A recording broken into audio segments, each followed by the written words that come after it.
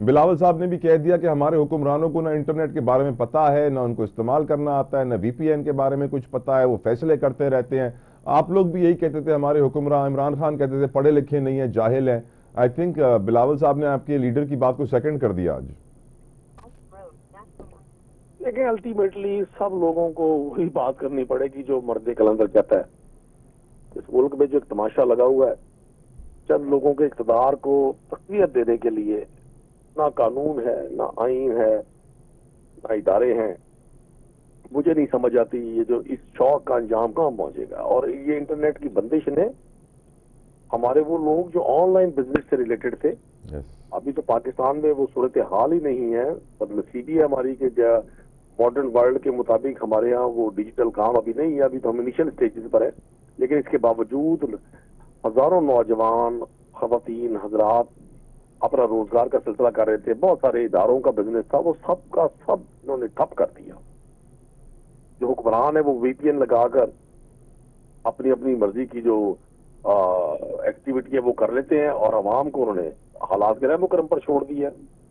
और सर बताया जा रहा है आपका एहतजाज जैसे जैसे करीब आएगा वैसे वैसे इंटरनेट स्लो होता जाएगा। जी, आपका एहतजाज जैसे जैसे करीब आएगा इंटरनेट वैसे वैसे स्लो होता जाएगा सर। जी ऐसे यही हथकंडे हैं जी, यही हथकंडे हैं। जुबान बंदी है, कोई शख्स इज़हार-ए-राय नहीं कर सकता, सिर्फ हुक्मरानों की तारीफ हो सकती है। और मैं बिलावल साहब के लिए दुआ कहूँ, उन्होंने अगर हिम्मत की है तो अल्लाह करे वो इस पर कायम रहें, क्योंकि वो थोड़ा स्टेप लेते हैं फिर फौरी तौर पे फिर बैक कर जाते हैं। सर आप लोग के आपकी लीडरशिप कह रही है लास्ट कॉल, नून लीग कह रही है मिस्ड कॉल, क्या होगा 24 को? कुरैशी साहब जी मुझे आवाज ड्रॉप हो गई थी आपकी। मैं कह रहा हूं सर आपकी पार्टी कह रही है लास्ट कॉल, नून लीग कह रही है मिस्ड कॉल, 24 तारीख को क्या होगा? असल में नून लीग खुद एक रॉन्ग नंबर है। एक तो मिस्ड कॉल होती है ना, नून लीग नंबर ही रॉन्ग है। तो ये रॉन्ग नंबर पाकिस्तान के लोगों को 40-45 साल बेवकूफ बनाता रहा है।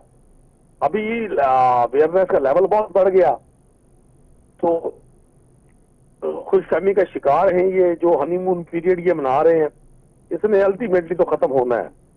मैं नहीं समझता कि पाकिस्तान की आवाम अब इनके हथकंडों से वाकिफ नहीं होगी। शायद आपके इल्म में नहीं है, आज पंजाब में 76 साल में पहली बार एग्रीकल्चर इनकम टैक्स 50% से लेके 40% तक एग्रीकल्चर इनकम पर एक टैक्स का बिल पास हुआ है। और हुकूमत ने जिस तरह से उस टैक्स के बिल को पास करवाया है, पंजाब जो कि दरियाओं की जमीन है और एग्रीकल्चर हब है, और मेरी राय के मुताबिक एक साउथ पंजाब भी सिर्फ साउथ एशिया के लिए एक बहुत बड़ी फूड बास्केट है। आज पंजाब की एग्रीकल्चर के लिए ब्लैक डे है। हुक्मरानों की तमाम तर कानून साजियां, हुक्मरानों की तमाम तर एक्टिविटीज सिर्फ और सिर्फ अपने इक़्तिदार को दमाम बख्शना, और जिन लोगों ने इनके यहाँ आने में राह हमवार की है उनको तकवीत दे। सर आपने एक इंपॉर्टेंट इशू की बात की एग्रीकल्चर टैक्स के ऊपर, तो आईएमएफ का हम पे दबाव है सर, क्योंकि हमारे रेवेन्यू टारगेट्स अचीव नहीं हो रहे हैं। 189 बिलियन का शॉर्टफॉल पहले क्वार्टर में आ चुका है। मीटिंग आपको मालूम है कि आज भी आखिरी दिन था उनकी मुज़ाकरात का। तो आईएमएफ ने तो वाज़ेह कर दिया है कि एग्रीकल्चर पे टैक्स लगाना होगा। आज पंजाब में हुआ है, देखिएगा सर कल सिंध में भी होगा। इसके क्या असरात मुरत्तब होंगे कुरैशी साहब? इसके असरात वो मुरत्तब होंगे जिसका कोई तसव्वुर भी नहीं कर सकता। जैसे कि सर वो पार्ट ने कहा था, जो लोग रास्तों में कांटे उगाते हैं उनकी नस्लों के फिर पांव लहू लुहान होते हैं रास्तों पर चलकर। देखिए हम एग्रीकल्चर को, हमारी एग्रीकल्चर ऑलरेडी तबाही के दहाने पर है। हम 1 करोड़ 60 लाख कॉटन की बेल्स पैदा करने वाला मुल्क था। अब हमारी सारी टेक्सटाइल की इंडस्ट्री जो रही सही है वो इंपोर्टेड कॉटन पे चल रही है। हमारी मेजर कैश क्रॉप्स, उनका खरीदार कोई नहीं है। अभी मुझे सिंध का नहीं पता, पंजाब में तो सूरत ये है कि नई वीट क्रॉप की सोइंग के लिए काश्तकार के पास पैसे नहीं है।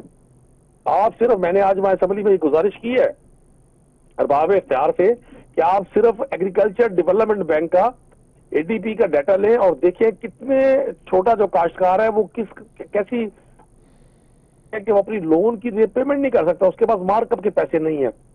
और